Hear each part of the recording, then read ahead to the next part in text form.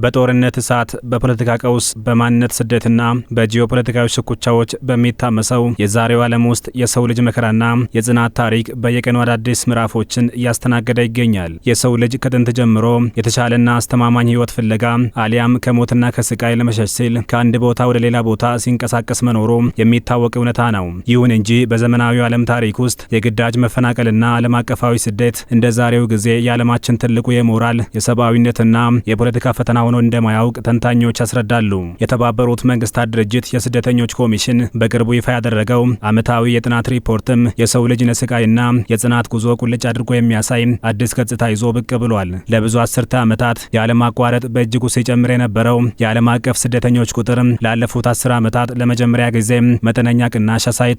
ሆኖም ይህ የቁጥር መቀነስ ፍጹም ሰላም የሰፈነበት የዓለም መሪዎች ሰላምን ያወረዱበት ስኬት ሳይሆን በውስጡ በርካታ ውስብስብ ምስጢራትን፣ ፖለቲካዊ ጫናዎችንና አዳዲስ ቀውሶችን ያቀፈ አሳሳቢ ክስተት ሆኖ ተመዝግቧል። ዛሬ በዓለማችን ላይ በጦርነት በኃይል ጥቃትና በማንነት ስደት ምክንያት ከቀያቸው የተፈናቀሉና በስደት ህይወት ውስጥ የሚገኙ ሰዎች ቁጥር 117.8 ሚሊዮን ደርሷል። ይህ ከፍተኛ ቁጥር ወደ ማህበራዊ እውነታ ሲቀየር በዓለም ላይ ካሉ ማናቸውም 70 ሰዎች መካከል አንዱ ተፈናቃይ ወይም ስደተኛ ነው ማለት ነው። ምንም እንኳን ይህ 117.8 ሚሊዮን የሚለው አሃዝ እጅግ አሳዛኝ ቢሆንም ካለፈው ዓመት ጋር ሲነጻጸር ግን የ4 በመቶ መጠነኛ ቅናሽ አሳይቷል። ይህ መሻሻል ለበርካታ ዓመታት በዓለም አቀፍ ደረጃ ሲወርድ ሲወራረድና ዓለምን ሲያስጨንቅ የነበረውን የስደት ማዕበል በጥቂቱም ቢሆን እየገታ ይመስላል። የዓለማችን ስደት በሁሉም አህጉራትና ሀገራት ላይ እኩል የተጋራ አይደለም። ይልቁንም በጥቂት የዓለማችን የግጭትና የጦርነት ቀጠናዎች ላይ የተከማቸ የፖለቲካ ጠባሳ ነው። በሪፖርቱ መሰረት ወደ 72 በመቶ የሚጠጉት ስደተኞች የተሰደዱት ከ7 ሀገራት ብቻ ሲሆን እነዚህም ቬንዙዌላ፣ ፍልስጤም፣ ዩክሬን፣ ሶሪያ፣ አፍጋኒስታን፣ ሱዳንና ደቡብ ሱዳን ናቸው። የዓለም መሪዎች በእነዚህ ጥቂት ሀገራት ላይ ትኩረት ሰጥተው ሰላምን ማስፈን ቢችሉ የዓለማችንን የስደተኞች ቀውስ በከፍተኛ ሁኔታ መቀነስ የሚቻል እንደሆነ ተንታኞች ያስረዳሉ። ከነዚህ ሀገራት የሚሰደዱ ወገኖችን በመቀበል በመመገብና መጠለያ በመስጠት ረገድ ትልቁን የምጣኔ ሀብትና የማህበራዊ ህይወት ጫና የሚሸከሙት የበለጸጉት ምዕራባውያን ሀገራት አይደሉም። ይልቁንም ወደ 65 በመቶ የሚጠጉት ስደተኞች ጥገኝነትና መጠለያ ያገኙት ከትውልድ ሀገራቸው አጠገብ ባሉ ራሳቸው በብዙ የምጣኔ ሀብት ችግር ውስጥ በሚሰቃዩ አጎራባች ሀገራት ውስጥ ነው። በ2025 የዓለም አቀፍ ተፈናቃዮች ቁጥር እንዲቀንስ ያደረገው ዋነኛውና ብቸኛው ምክንያት ታይቶ የማይታወቅ ግዙፍ የሀገር ቤት መመለስ እንቅስቃሴ በመላው ዓለም መመዝገቡ ነው። በዚህ ዓመት ብቻ 14.7 ሚሊዮን የሚሆኑ ተፈናቃዮችና ስደተኞች ወደ ቀደመ ቀያቸውና ወደ ፈረሱት ቤቶቻቸው ተመልሰዋል። ይህ ቁጥር ካለፈው ዓመት ጋር ሲነጻጸር የ50 በመቶ ትልቅ ጭማሪ ያሳየ ሲሆን በዓለም የስደተኞች ታሪክ ውስጥ ባለፉት 60 ዓመታት ከተመዘገቡት የመመለስ ታሪኮች ሁሉ ሁለተኛው ከፍተኛው ማዕበል ሆኖ ተመዝግቧል። ይሁን እንጂ ይህ ታሪካዊ መመለስ በደስታ በሰላምና በፈቃደኝነት ላይ የተመሰረተ ሳይሆን በውስጡ ትልቅ ሰብአዊ ግጭትና የፖለቲካ ጫና ያቀፈ መሆኑን የተባበሩት መንግስታት ድርጅት የስደተኞች ኮሚሽን መረጃ ያመላክታል። አብዛኞቹ ስደተኞችና ተፈናቃዮች የተመለሱት ወደ 6 ሀገራት ሲሆን እነሱም ኮንጎ ዴሞክራሲያዊ ሪፐብሊክ፣ ሱዳን፣ ሶሪያ፣ አፍጋኒስታን፣ ዩክሬንና ማይናማር ናቸው። የተባበሩት መንግስታት ድርጅት የስደተኞች ኮሚሽን ኮሚሽነር ባህራም ሳሊ እውነት ለመናገር ደህንነቱና ዋስትና ያልተረጋገጠ መመለስ ፍጹም መፍትሄ ሊሆን አይችልም ሲሉ በቁጭት ተናግረዋል። ይልቁንም ይህ አይነቱ ጉዞ አዲስና ይበልጥ አስከፊ የሆነ የስደት አዙሪት መጀመሪያ የመሆን እድሉ ሰፊ ነው። ብዙዎቹ ወገኖቻችን የተመለሱት መሰረተ ልማት ሙሉ በሙሉ በወደመባቸው፣ መሰረታዊ የሕክምናና የውሃ አገልግሎት በሌሉባቸው፣ እንዲሁም አሁንም የስውር ጥቃትና የደስታ ስጋት ባለባቸው አደገኛ ሁኔታዎች ውስጥ ነው ሲሉ አክለዋል። በ2025 ወደ 2.9 ሚሊዮን የሚጠጉ አፍጋኒስታውያን ወደ ሀገራቸው ተመልሰዋል። ይህ የመመለስ ቁጥር ካለፈው ዓመት ጋር ሲነጻጸር በ5 እጥፍ የበለጠ ነው። ይሁን እንጂ ይህ የሆነው አፍጋኒስታን ሰላም ስለሆነች ሳይሆን ስደተኞችን የሚያስተናግዱ ሀገራት በተለይም ኢራንና ፓኪስታን የምጣኔ ሀብትና የፖለቲካ ፖሊሲዎቻቸውን በማጥበቅ ስደተኞችን በቁጥጥር ስር በማዋልና በግዴታ በማባረራቸው ነው። ብዙዎቹ ስደተኞች ከመፈናቀልና በየእስር ቤቱ ከመጣል ውጪ ሌላ ምንም ምርጫ ስላልነበራቸው ወደ አፍጋኒስታን ለመመለስ መገደዳቸውን በምሬት ተናግረዋል። ይህ ክስተት የአፍጋኒስታንን ዓለም አቀፍ ስደተኛ ቁጥር ከ5.8 ሚሊዮን ወደ 3.7 ሚሊዮን ቢያወርደውም በሀገር ውስጥ ያለውን ሰብአዊ ቀውስ ግን ጨምሮታል። ለ10 ዓመታት የዓለማችን ትልቁ የስደት መጋዘን የነበረችው ሶሪያ በፈረንጆቹ ታህሳስ 2024 የባሻር አልአሳድ የረጅም ዘመን ጨቋኝ መንግስት በድንገት መውደቁን ተከትሎ አዲስ ታሪክ አስተናግዳለች። በ2025 ብቻ ወደ 1.3 ሚሊዮን የሚጠጉ ሶሪያውያን ወደ ሀገራቸው ጎርፈዋል።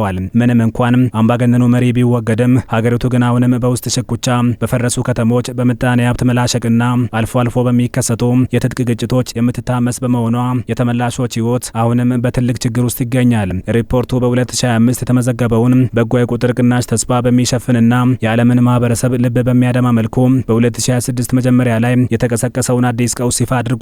በተለይም በየካቲት 2026 የተከሰተው የአሜሪካና የእስራኤል ጥምረት ከኢራን ጋር የጀመሩት ቀጥተኛ ጦርነትና ግጭት መካከለኛው ምስራቅን በአዲስ ታሪካዊ የስደት መክሰፍት ውስጥ ከቷታል። በኢራን መሬት ላይ በተፈጸሙት ጥብቅና ተከታታይ የጋራ የአየር ድብደባዎች ምክንያት በአጭር ጊዜ ውስጥ 3.2 ሚሊዮን የኢራን ዜጎች በሀገራቸው ውስጥ ተፈናቃዮች ለመሆን ተገደዋል። በሌላ በኩል ደግሞ እስራኤል በሊባኖስ ደቡባዊ ክፍል ከሂዝቦላ ጋር የነበረው ውጥረት አገርሽቶ ያዘመተችው የእግረኛ ጦር ማዕበል፣ የአየር ድብደባና ይፋዊ የማፈናቀል ትዕዛዝ በአጭር ጊዜ ውስጥ ከ1 ሚሊዮን በላይ የሊባኖስ ዜጎችን ከቤት ንብረታቸው አፈናቅሏል። የአዲስ ቀውስ ድርብ መከራ የፈጠረው ከዚህ ቀደም በሊባኖስና በኢራን ሀገራት ተጠልለው የነበሩ በሚሊዮን የሚቆጠሩ ሶሪያውያንና አፍጋኒስታውያን ስደተኞች በቦምብ እሳቱ ምክንያት በድጋሚ ህይወታቸውን ለማዳን ወደ የመጡበት ሀገራቸው በተለይም ወደ ሶሪያና አፍጋኒስታን በአስገዳጅና በአደገኛ ሁኔታ እንዲመለሱ በማድረጉ ነው። ይህ የሚያሳየው ስደት እንዴት እርስ በርሱ የተያያዘና አንዱ ቀውስ ሌላውን የሚወልድ መሆኑን ነው። ዓለም አቀፋዊ የስደትና የጥበቃ ፍላጎት በናረበትና በ2026 አዳዲስ ጦርነቶች በፈነዱበት በዚህ አስቸጋሪ ወቅት በበለጸጉትና ሀብታም በሆኑት በምዕራባውያን ሀገራት በኩል ስደተኞችን በቋሚነት የመቀበልና በህጋዊ መንገድ መልሶ የማቋቋም እድል በከፍተኛ ሁኔታ እየቀነሰ መጥቷል። እንደ አውሮፓውያኑ የዘመን ቀመር በ2024 ወደ 188800 ደርሶ የነበረውና ላለፉት 4 አስርተ ዓመታት ከፍተኛው ተብሎ የተመዘገበው የስደተኞች መልሶ ማቋቋም እድል በ2025 በከፍተኛ ሁኔታ ቀንሶ ወደ 81800 ዝቅ ብሏል።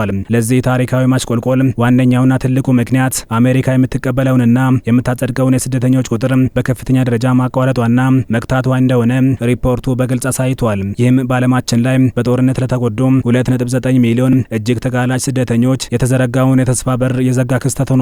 በአሁኑ ወቅት ከ70 በመቶ በላይ የሚሆኑት የዓለማችን ስደተኞች ከ5 ዓመታት በላይ አንዳንዶቹም ለ3ና ለ4 አስርተ ዓመታት በስደት የኖሩና የረጅም ጊዜ ስደተኞች በሚባለው አስከፊ ምድብ ውስጥ የሚገኙ ናቸው። እነዚህ ሰዎች በሊባኖስ፣ በዮርዳኖስ፣ በቱርክና በኢራን የካምፕ ህይወት ውስጥ ተወልደው አድገውና አርጅተው የሚኖሩ የወደፊት ተስፋቸው የጨለመ ወገኖች ናቸው። ይህንን ዘላቂነት የሌለውና ሰብአዊነት የጎደለውን እውነታ ለመቀየር እስከ 2035 ድረስ የሚዘልቅ አዲስ ዓለም አቀፍ ተነሳሽነትና ስትራቴጂ የኮሚሽኑ መሪ ባህራም ሳሊ ይፋ አድርገዋል።